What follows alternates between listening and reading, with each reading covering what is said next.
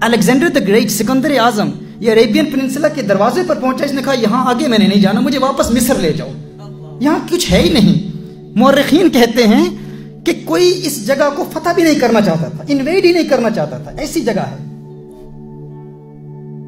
اے اللہ، یہ تو نے اپنا گھر کہاں بنا دیا؟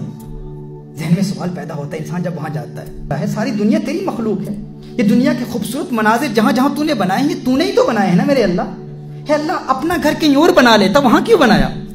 ایک آواز آئی، اس نے فرمایا دل فریب مناظر دیکھنے کے لیے دنیا میں اور جگہیں بھی ہیں، کوئی میرے گھر میں آئے دنیا کا حسن دیکھنے کے لیے نہ آئے، وہ صرف میرے لیے آئے، میرے حبیب کے لیے آئے، صرف میرے لیے آئے، میرے حبیب کے لیے آئے۔ اگر وہ مناظر ہوتے تو لوگ ان دل فریب مناظر کو دیکھنے کے لیے جاتے، لوگ ان چشموں کو دیکھنے کے لیے جاتے، لوگ ان نہروں کو دیکھنے کے لیے جاتے، لوگ اس ہریالی کو دیکھنے کے لیے جاتے۔ اللہ نے فرمایا نہیں، جو میرے گھر میں آئے وہ خلوص کے ساتھ فقط میرے لیے آئے اور میرے حبیب کے لیے آئے۔ اور جب وہ آ جائے، جب وہ وہاں پہنچ جائے گا اور اپنے دل کی آنکھ کھولے گا، ظاہری آنکھ بند کر لے گا، اور جب اس کے دل کی آنکھ کھلے گی پھر جو نظارے اسے نظر آئیں گے وہ جانتا ہے، اس کا رب جانتا ہے، رب کا حبیب جانتا ہے۔ پھر جب دل کی آنکھ کھلے گی گنبد سبز کے نظارے دیکھے گا، مسجد نبوی کی بہاریں دیکھے گا، جب وہ پھر طیبہ کی بہاریں دیکھے گا، جب وہ وہاں جائے گا دل کی آنکھ کھلے گی، وہ کہے گا میں کہاں آ گیا ہوں، ارے یہ تو روضۃ من ریاض الجنہ ہے، میں تو سمجھتا تھا دنیا میں آیا ہوں، میں تو جنت میں بسیرے کر رہا ہوں۔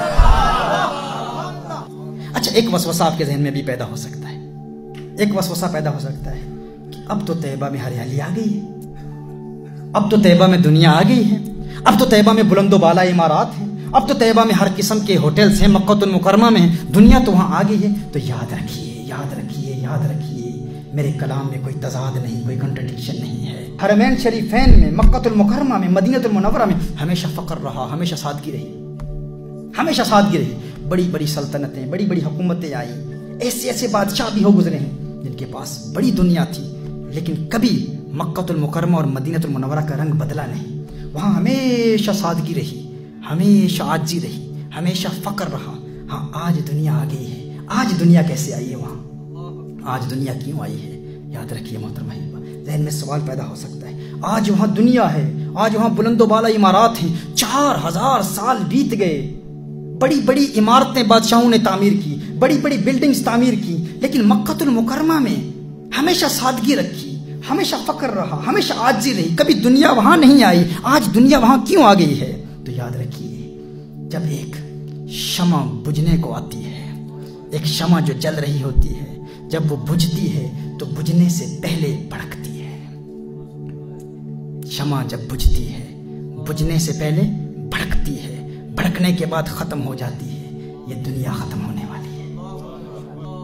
لا تقوم الساعة حتى تصبح ارض حجاز مروجا وانہارا، اس وقت تک قیامت نہیں آئے گی جب تک تم حرمین میں ہریالی نہ دیکھ لو، نہریں نہ دیکھ لو۔ اگر حرمین میں، اگر حجاز مقدس میں دنیا آ گئی، بلند و بالا عمارتیں آ گئی، تم حیران ہوتے ہو وہاں فقر نہیں آیا، آج بڑے بڑے ہوٹلز ہیں، آج وہاں کی عمارتیں آسمانوں سے باتیں کر رہی ہیں، وہاں تو دنیا آ گئی ہے۔ تو جو دنیا آئی ہے اس کا مطلب یہ ہے جب چراغ بجھتا ہے، جب شمع بجھتی ہے تو بجھنے سے پہلے بھڑکتی ہے، یہ اس کے آخری شعلے ہیں۔ دنیا ختم ہونے والی ہے۔ فرمایا جب دنیا ختم ہونے والی ہوگی تو اس وقت حجاز میں بھی دنیا آ جائے گی، کیونکہ یہ شمع بجھ رہی ہے، بجھنے سے پہلے بھڑکتی ہے، جب بھڑکتی ہے تو روشنی وہاں بھی پہنچ جاتی ہے جہاں نہیں پہنچنا چاہیے تھا۔